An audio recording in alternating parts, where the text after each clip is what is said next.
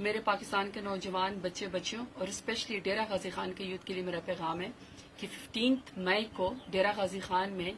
پہلا youth convention سب سے بڑا جو ہے تیمور اسلام کی سربراہی میں ہونے جا رہا ہے، اور میرے یوتھ کے لیے یہ پیغام ہے کہ آپ میرا ہراول دستہ ہے۔ میں نے خود یوتھ سے ISF سے میں نے اپنی سیاست کا آغاز کیا اور میں کیبنٹ منسٹر تک بنی۔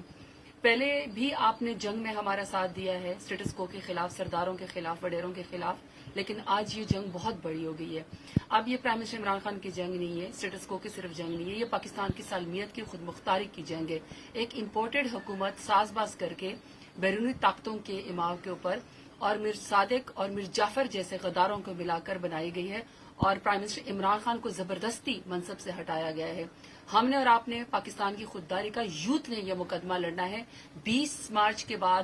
جو پرائم منسٹر عمران خان عمل دیں گے اس میں یوتھ ہمارا ہراول دستہ ہوں گے، تو اس